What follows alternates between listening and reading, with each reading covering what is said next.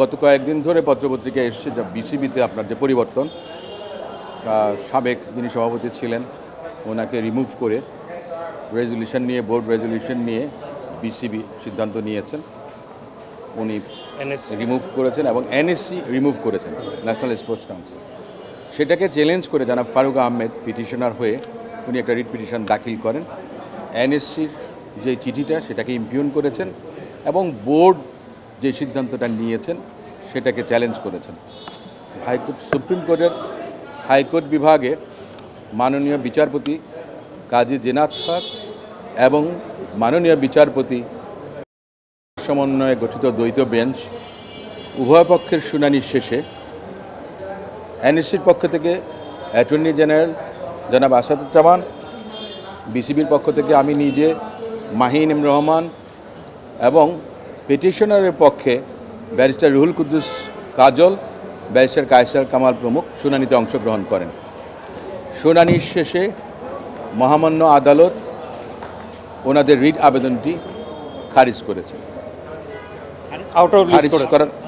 Out of list করেছেন। সন্তুষ্ট হননি, ওনারা কোনো সাবস্টেন্স পাননি এই মুহূর্তে, যার কারণে আইনের মধ্যেই আছে কিভাবে করা যায়। কারণ নিয়োগকর্তা যিনি, তিনিই কিন্তু আপনার উইথড্র করতে পারেন। পিটিশনার কিভাবে নিয়োগ পেয়েছিলেন? পিটিশনার নিজে কিন্তু ইলেক্টেড ছিলেন না। পিটিশনার ও কাউন্সিলর হিসেবে প্রথমে অ্যাপয়েন্টমেন্ট পেয়েছেন এবং ক্রীড়া উপদেষ্টা ওনাকে, উনি নিজেই স্বীকার করেছেন যে ক্রীড়া উপদেষ্টা এবং এনএসসি থেকে ওনাকে অনুরোধ করা হয়েছিল বিসিবির সভাপতির দায়িত্ব গ্রহণের জন্য। সেখানে কিছু বিষয় আছে, ডিরেক্টর হয়েছেন এবং পরবর্তীতে তিনি সভাপতি হয়েছেন। এখানে কিছু বিষয় আছে যে বক্তব্যগুলো না দেওয়াই ভালো, যে ওনার বিরুদ্ধে কী ধরনের অভিযোগ বা কোন প্রেক্ষাপটে, কোন প্রেক্ষিতে বোর্ড সিদ্ধান্ত নিয়েছেন এবং সেই সিদ্ধান্তের পরিপ্রেক্ষিতে এনএসসি ওনাকে রিমুভ করেছেন এবং নতুন সভাপতি নিয়োগ করেছেন। এবং সভাপতি, আমরা যেটা বলেছি আমাদের পক্ষ থেকে, যে নতুন সভাপতি কার্যভার গ্রহণ করেছেন। বোর্ডের দুটো মিটিং ইতোমধ্যে ওনারা সম্পন্ন করেছেন। এতদ্ভিন্ন আইসিসিকে, যা আন্তর্জাতিক ক্রিকেটের যে সর্বোচ্চ সংস্থা, যেটা তাদেরকে অবহিত করা হয়েছে এই অগ্রগতিটাকে ইন রাইটিং। ঢালাইয়ের সেরা প্রিমিয়ার সিমেন্ট। বিসিবির স্ট্যান্ড এখানে আসলে আমাদের খুবই সিম্পল।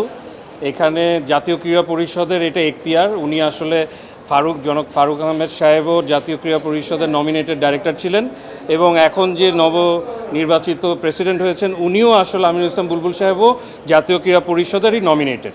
এটা ওনাদের এখতিয়ার, এটা বিসিবি কনস্টিটিউশন অনুযায়ী ওনাদের এই আছে, এটা ওনাদের জন্য রিজার্ভ করা।